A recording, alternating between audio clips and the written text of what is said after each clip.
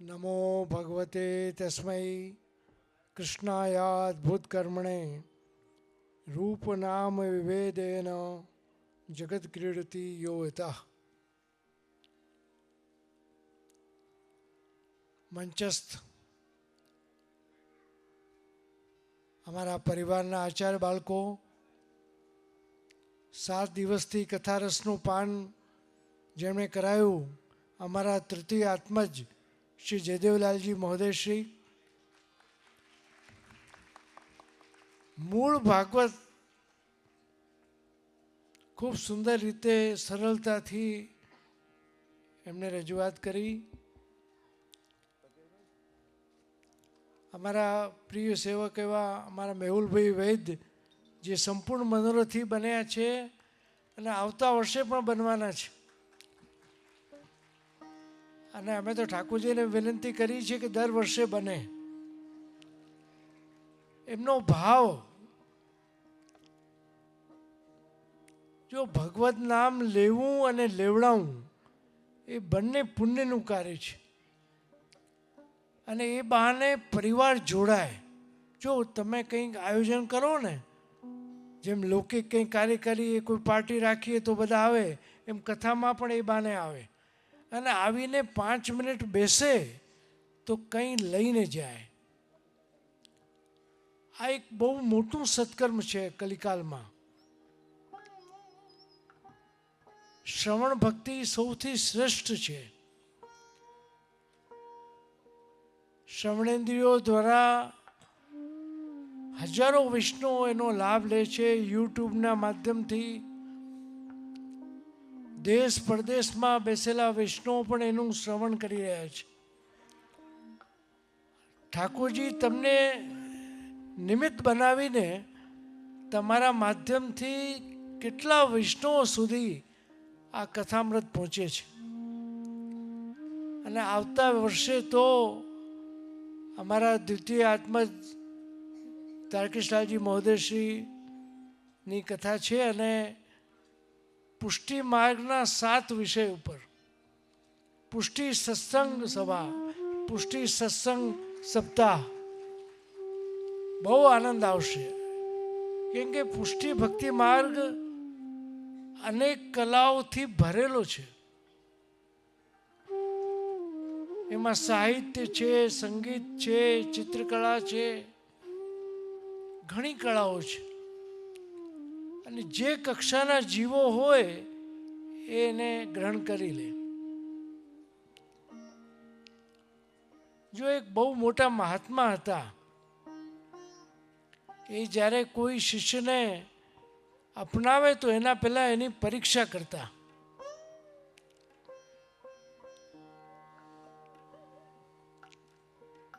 તો 3 એવા જીવો એમની પાસે આવ્યા કે અમને આપ શિષ્ય બનાવો, આપનું બહુ નામ સાંભળ્યું છે અને અમારા ઉપર કરુણા કરો.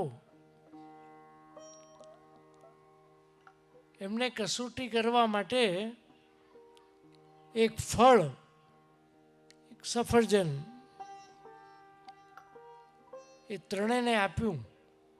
3 શિષ્યો હતા કે જો આ એવી જગ્યાએ જઈને તમે ખાઈને આવજો કે જ્યાં કોઈ ન જુએ.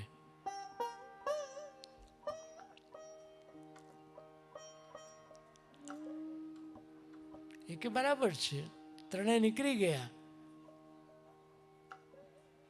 જે પહેલો હતો એને જોયું કે બાજુની ગલીમાં અંધારું છે, કોઈ જોતું નથી, કહીને આવી ગયો.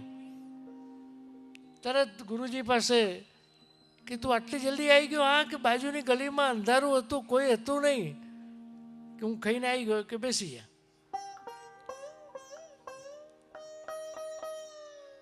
બીજાને થોડો વિલંબ થયો, બહુ દૂર ગયો, કોઈ ન જુએ.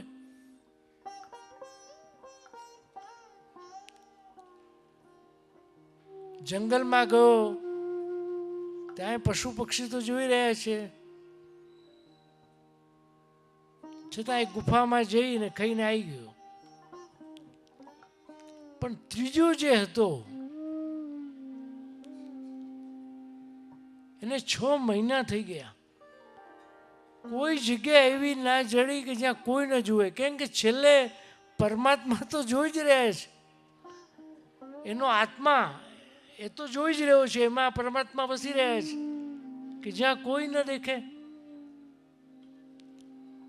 એક સંત થઈ ગયા દાદુ દયાલ, એમનો એક દોહો છે કે દાદુ આપ છુપાઈએ જહાં ન દેખે કોઈ, પીયું કો દેખ દિખાઈએ ત્यों ત્यों આનંદ હોય. એવી કઈ જગ્યા છે કે જ્યાં પરમાત્મા ના જોઈ શકે. એ થાકીને 6 માસમાં પાછો આવ્યો કે ગુરુજી એવી કોઈ જગ્યા મને ના દેખાય કે જ્યાં કોઈ ના જોઈ શકે, કેમ કે પરમાત્મા તો જોઈ જ રહ્યા છે.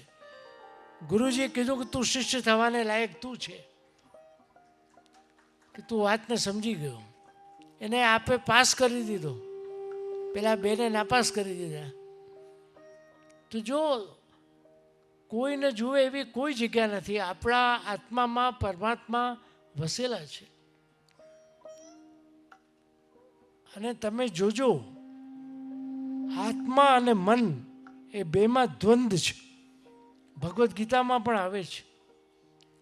કેમ કે આત્મા એ પરમાત્માનો અંશ હોવાથી દુસ્સંગથી તમને ચેતે છે.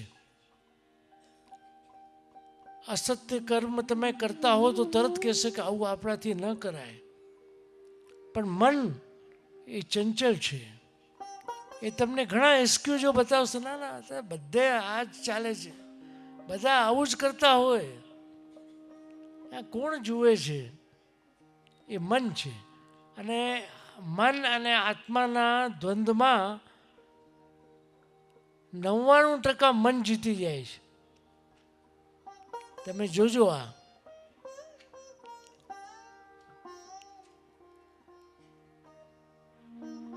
એમ કે મનોવિજ્ઞાન એમ કહે છે કે 99% આપણે અનકોન્શિયસ માઇન્ડ એનું માનીએ છીએ. આપણે એ આપણા વિચારોને એવું કરી દે છે પરિવર્તિત.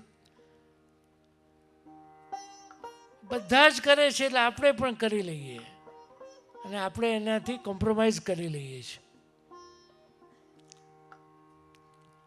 પણ જ્યારે આત્માનો અવાજ તમે સાંભળશો, એ સાચી વાત કહેશે કે આપણાથી ન થાય. આપણે કોણ છીએ? આપણે વૈષ્ણવ છીએ. સત્કર્મ કોને કહેવાય? જો આપણા માટે તો આપણે બધું જ કરીએ, પણ જે કાર્ય પરમાત્મા માટે હોય, લોકો માટે હોય,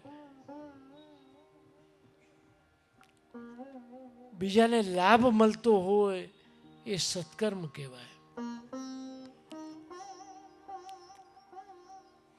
કથા એક માધ્યમ જરૂર બને છે, પણ જો એના દેવા આટલા ભૂદેવો પણ અહીંયા બિરાજમાન થયા, મૂળ ભાગવતજીનો પાઠ પણ થયો, જે પોથીજીના મનોરથી થયા, એ બધા ભાગ્યશાળી જીવો છે.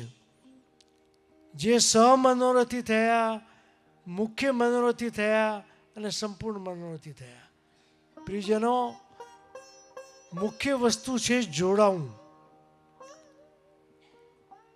વ્રજધામને 20 વર્ષ પૂર્ણ થયા.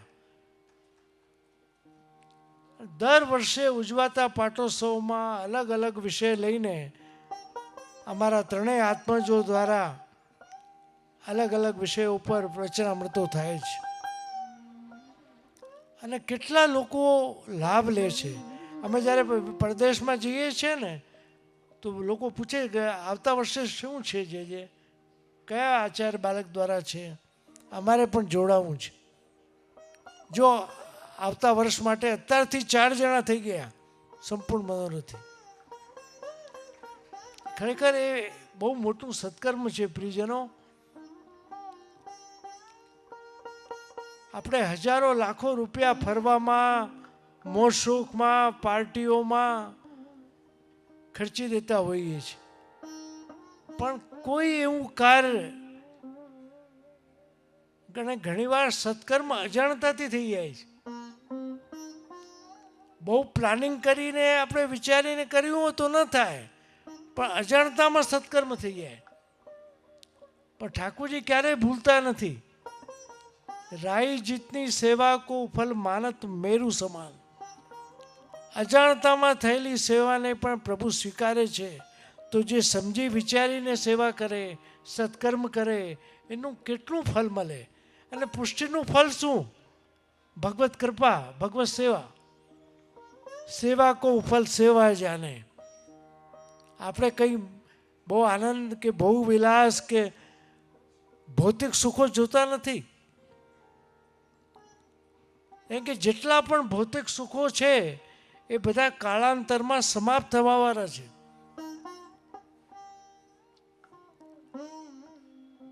એ આવે છે ત્યારે સુખ લઈને આવે છે અને જાય છે ત્યારે દુઃખ દઈને જાય છે. એનો અભાવ આપણને દુઃખી કરી દે છે. કેમ કે આ મનની પરિસ્થિતિઓ છે. મનને ગમે છે એને આપણે સુખ માનીએ છીએ અને મનને જે અરુચિકર લાગે છે એનાથી આપણે દુઃખી થઈ જઈએ છીએ. શ્રી વલ્લભ ખૂબ સુંદર નિબંધમાં આપ સમજાવે છે કે સાચું સુખ શેમાં છે. સાચો આનંદ કોને કહેવાય? કે જે આત્માથી ફલિત થાય,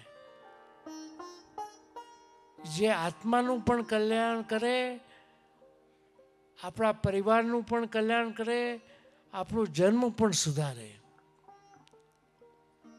અને એ સદાકાળ માટે છે. એ સુખ ક્યારે જતું નથી.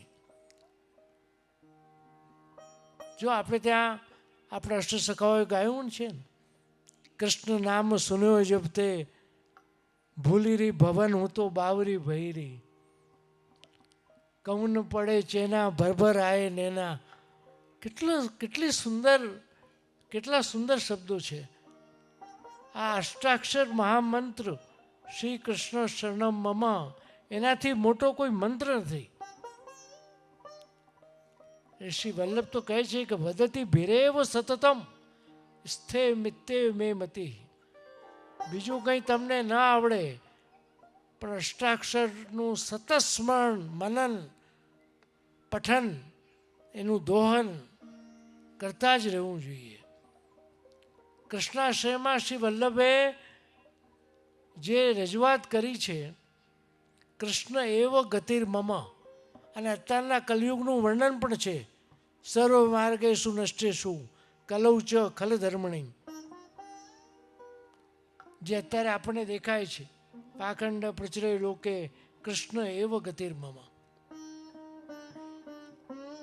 તીર્થ કરવા જઈએ કે યાત્રા કરવા જઈએ, બધે આપણને દોષો દેખાય. કેમ કે આપણી દૃષ્ટિમાં દોષ આવી ગયો છે. મૂળ દૃષ્ટિનો ફરક છે. જેવી દૃષ્ટિ એવી સૃષ્ટિ.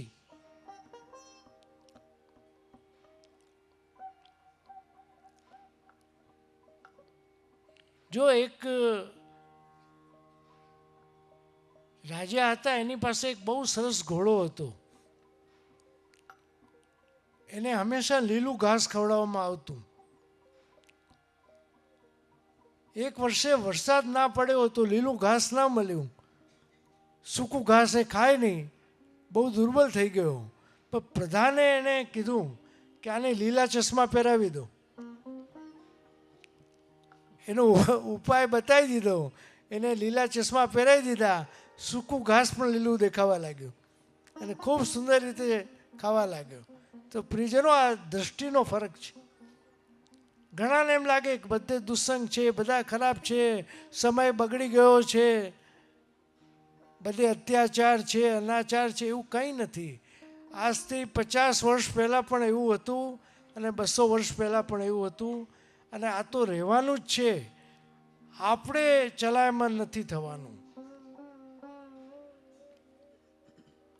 ષોડશ ગ્રંથમાં શ્રી વલ્લભે જે આજ્ઞાઓ કરી છે, કે જે પ્રશ્નો પૂછાયા અને એના ઉત્તર રૂપે ગ્રંથો બન્યા, એટલે જ એને વલ્લભ ગીતા કહ્યું છે. દરેક વૈષ્ણવે ષોડશ ગ્રંથનો પાઠ ભાવાર્થ સાથે કરવો જોઈએ. કેમ કે સંસ્કૃતમાં છે, એનો અર્થ શું છે એ તમને ખ્યાલ આવે. અને ભક્તિનો વધારો કેમ થાય એ પ્રશ્ન આજે છે, આજથી 550 વર્ષો પહેલાં પણ હતો.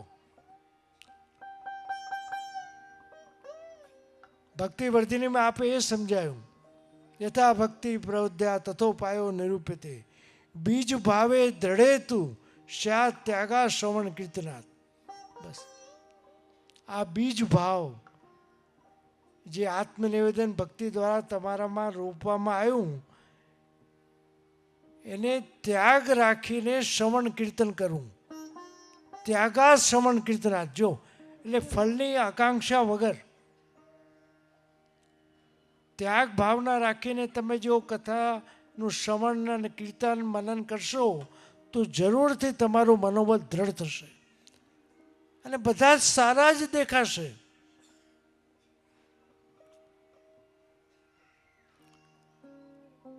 સતયુગ ગયો, ત્રેતાયુગ ગયો, કલયુગ આવ્યો, બધા યુગમાં ખલપુરુષો હતા. આ કલયુગમાં વધારે છે. કલૌ છે ખલધર્મણી, જે બીજાને કષ્ટ આપે એ ખલપુરુષ. એ કહે છે નાયક અને ખલનાયક. એક નાયક હોય ને એક ખલપુરુષ હોય જે બીજાને કષ્ટ આપે.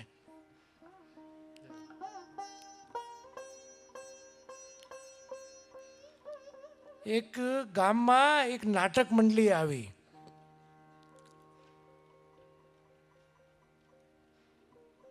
અને એમાં એટલી સરસ ભૂમિકા જે ખલનાયક બનતો તો એ કરતા હતા કે લોકોને એને જોઈને ગ્લાનિ થવાય. તો રાજા રામમોહન રાય જેવા મહાન વિદ્વાન એ નાટક જોવા આવ્યા. એને ખલપુરુષની ભૂમિકા જોઈને એટલો બધો ક્રોધ આવી ગયો કે પોતાનો જોડો ઉતારીને એના ઉપર ફેંક્યો સ્ટેજ ઉપર. જે ખલનાયક બનતો તો એને કીધું કે આ મારા જીવનનો સૌથી મોટો પુરસ્કાર છે કે એટલું બધું જીવંત મારા પાત્રને એમને લાગ્યું કે એટલો ક્રોધ આવી ગયો. એ પોતે એટલા જ્ઞાની હોવા છતાં ભૂલી ગયા કે આ તો એક અભિનય કરી રહ્યો છે. જો સાચો કલાકાર હોય ને એ પાત્રમાં ડૂબી જાય. એ ખલનાયક એવો ખલપુરુષ હતો કે જેને જોઈને ગ્લાનિ થઈ જાય. આજે કોઈ વ્યક્તિ રાવણ નામ રાખે કે કંસ નામ રાખે છે કોઈ દિવસ? એ કે એ ખલપુરુષોને માટે લોકોને એટલી ગ્લાનિ છે. રામ રાખશે, કૃષ્ણ રાખશે, ભગવાનના નામો રાખશે.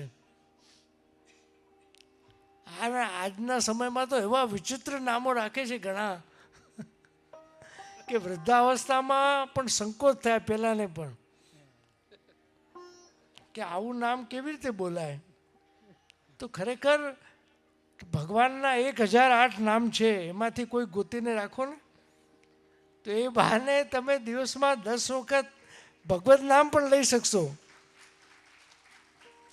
એવા નામ રાખો. પ્રિયજનો, 7 દિવસ સુધી આપે કથાનું શ્રવણ કર્યું અને જે લોકોએ અમને સહયોગ આપ્યો આ સ્ટેજ માટે, હાર્દિકભાઈ કેટલું સુંદર રીતે એમણે આ સ્ટેજ સજાવ્યું, એમને બી હું ખૂબ ખૂબ શુભકામના, શુભ આશીર્વાદ આપું છું. જે લોકોએ શાંતિથી કથાનું શ્રવણ કર્યું એમને પણ શુભ આશીર્વાદ આપું છું. જો સેવા કરવી અને સાથે સાથે કોઈને સેવામાં મદદ કરવી એ પણ એક મોટી સેવા છે. ઘણા સાંભળે નહીં ને સાંભળવા ના દે, તો તમને બાજુવાળો સાંભળવા દે છે ને એ પણ એની સેવા છે. હું તો એને પણ ધન્યવાદ આપું છું. તો ખરેખર હું તો શ્રી ઠાકોરજીના ચરણોમાં એ જ વિનંતી કરું છું કે દર વર્ષે આવી રીતે આપણે પાટોત્સવ ઉજવતા રહીએ. અલગ અલગ વિષયો પર અમારા આત્મા જેવો વચનામત કરતા રહે અને આપ લોકો શ્રવણ કરતા રહો અને ઠાકોરજી આપણને એટલું બળ આપે કે આપ મનોરથી થાઓ. એટલી ક્ષમતા ઠાકોરજી આપણામાં આપે કે આપ નિમિત્ત બનીને બધાને ભગવત નામ લેવડાવો. તો જે મનોરથી બન્યા છે એને તો શુભકામના, શુભ આશીર્વાદ છે. આવતા વર્ષે જે બની રહ્યા છે એમને પણ અગાઉથી હું શુભકામના અને શુભ આશીર્વાદ આપી રહ્યો છું. અને અમારા પ્રયત્નો ચાલુ જ છે કે આ જ જગ્યા આપણને મળી જાય. વિશાળ જગ્યા છે અને વિષય એટલો સુંદર છે. 7 દિવસ પુષ્ટિ માર્ગના વિવિધ વિષયો આવશે. કેમ કે પુષ્ટિ માર્ગ તો અથાગ સાગર છે. આ તો જો જીન ખોજા તીન પાઈયા ગહેરે પાણી પેઠ. જેને તરતા આવડતું હોય ને તો અંદર સાગરમાં ઉતરે તો મોતી લઈને આવે, નહીં તો ઘણાને છીપા મળે. અને તરતા ના આવડતું હોય તો ઓટલે બેસીને લૂંટાથી નાય. પણ સાહસ એ જ કરી શકે જે મરજીવા હોય. અને ઠાકોરજી એનું બળ આપે, એટલું સામર્થ્ય આપણને આપે, આપણને નિમિત્ત બનાવે. આ બધું છે ને ઠાકોરજી આપણને નિમિત્ત બનાવીને હજારો વૈષ્ણવો સુધી આ લાભને પહોંચાડી રહ્યા છે. મને તો આ વાતનો ગૌરવ છે કે આવો પાઠ ઉત્સવ બહુ ઓછી જગ્યાએ ઉજવાતો હશે કે જ્યાં 7 દિવસ સુધી કથાઓ ચાલે. અને અમારા ત્રણેય આત્મજો યુટ્યુબના માધ્યમથી એટલા બધા લોકપ્રિય છે. મને નથી ઓળખતા પણ આમને ઓળખે છે. પહેલા અમારાથી એમનો પરિચય થતો હોય, એમનાથી મારો થાય છે. કેમ કે યુટ્યુબ લોકો જુએ છે. અમારા વખતમાં યુટ્યુબનું માધ્યમ એટલું નહોતું. એટલે કે હજારો લાખો વૈષ્ણવો સુધી આ વાણી પહોંચે છે. પ્રિયજનો, તો ખૂબ ખૂબ શુભકામના, શુભ આશીર્વાદ આપું છું કે આવો જ લાભ ઠાકોરજી તમને તમારી પાસે લેવડાવતા રહે અને તમે લેતા રહો. અંતમાં બધાને ખૂબ ખૂબ શુભકામના આપી મારી વાણીને વિરામ આપું. શ્રી વલ્લભાધીશ કી જય.